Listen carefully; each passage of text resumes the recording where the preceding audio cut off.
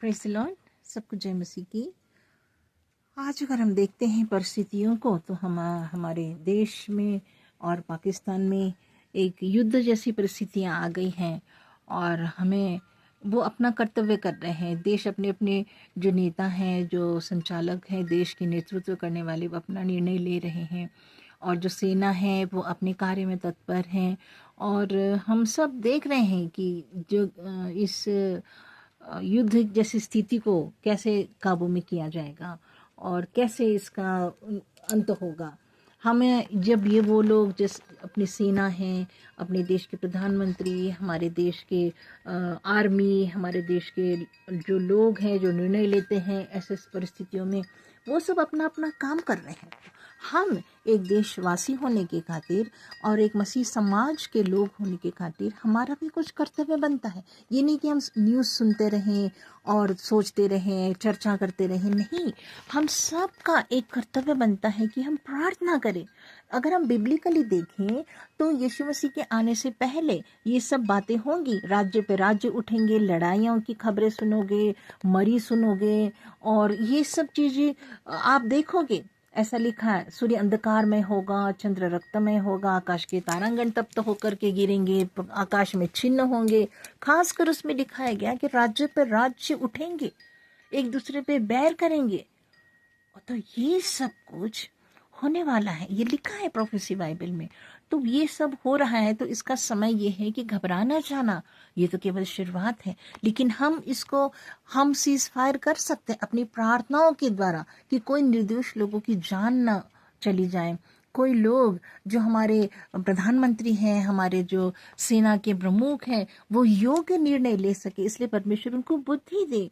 और सब लोग जो आर्मी लोग जो डायरेक्ट उस बात को फेस कर रहे हैं, उनके प्राण हानि ना होने जाए और उनके सब जो सिविलियंस है, जो आसपास लोग वहाँ रहते हैं, उनकी सुरक्षा के लिए हमारा कर्तव्य है कि हम परमेश्वर से प्रार्थना करें। अगर नीति वचन 21 और 1 अगर हम आयत पढ़ते हैं तो वहाँ लिखा है कि राजाओं का मन परमेश्वर के हाथ में रहता है और वो उनको जिधर चाहे उधर मोड़ देता है। मतलब हमारे परमेश्वर के हाथ में हर व्यक्ति का जो प्रधान है, जो योग्य है, राजा जैसी स्थिति में है, प्रेसिडेंट है और कैबिनेट मेंबर्स हैं, हमारे स्टेट मिनिस्टर्स हैं, हमारे फाइनेंस और हमारे देश के रक्षा मंत्री हैं, ये लोग जो निर्णय लेते हैं देश के लिए, और आर्मी के ऑफिसर्स, सब लोगों की बुद्धि को परमेश्वर अपने कंट्रोल में रखे ताकि हर एक निर्णय केवल जल्दबाजी में या जोश में या रोश में आकर के नहीं। हमें चाहिए कि हमें शांति प्रस्तापित, भाईचारे के प्रेम को सबसे ऊपर लिखा है रखना चाहिए। वचन कहता है बुराई से न हारो परंतु बुराई को भलाई से जीत लो। ये क्या होगा? विनाश होगा। एक दूसरे को हम नाश करने के लिए। ये क्यों है? ये इसलिए है कि ये दुष्ट की और या शैतान की ये उकसाने वाली परिस्थिति है।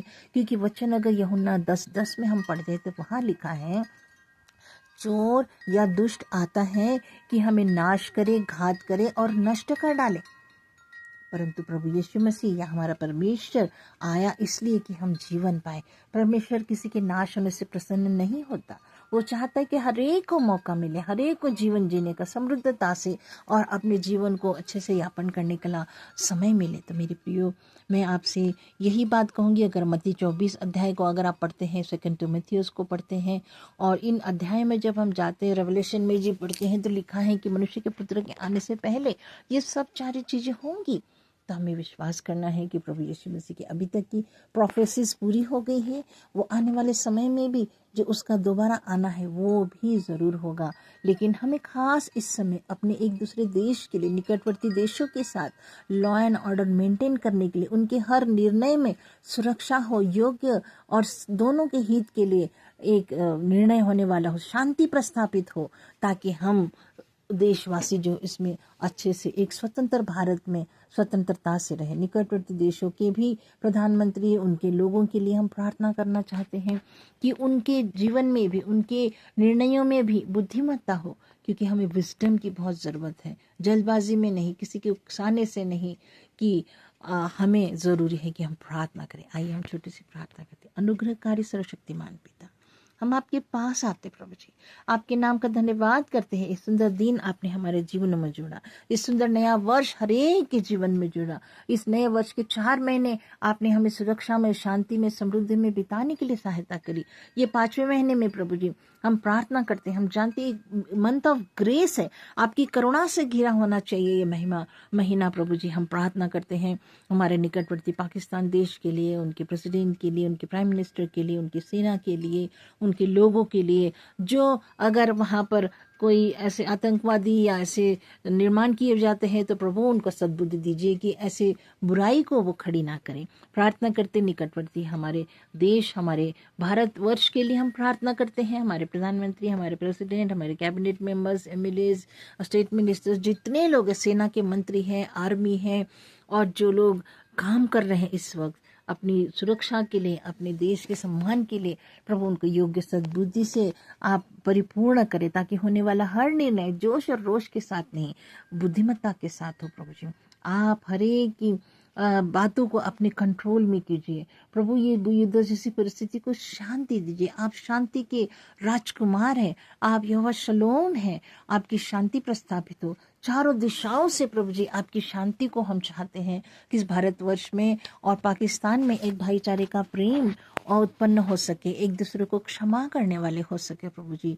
जिन इनोसेंट्स लोगों की जान गई है, उनके गमजदा परिवारों को याद रखते हैं प्रभु जी। आप उनको शांति और सांत्वना से भरे। हर एक नागरिक प्रभु जी एक दूसरे के लिए उन्नति के कारण बने, नाश के नहीं, विनाश के नहीं। हम जोश में नहीं आकर हर एक को प्रभु जी ये शक्ति दीजिए, सामर्थ्य दीजिए कि हम शांति के लिए कार्य करने वाले हो सके। अहिंसा और द्वेष भावना ये सब कुछ दूर करें, ताकि हर एक के जीवन में से जो डर है, खौफ है, वो दूर हो। हर एक जन अपने आप को स्वतंत्र महसूस करे और शैतान की हर एक चालों को आप नाकामयाब करें प्रभु। भारतवर्ष पर आपकी आशीष और निकटवर्ती देशों के साथ भी आपकी आशीष और आपकी शांति बनी रहे। हमारे उद्धारकर्ता प्रभु यीशु मसीह के पवित्र नाम से इस प्रार्थना को धन्यवाद के साथ मांग लेते हैं, आमीन आमीन।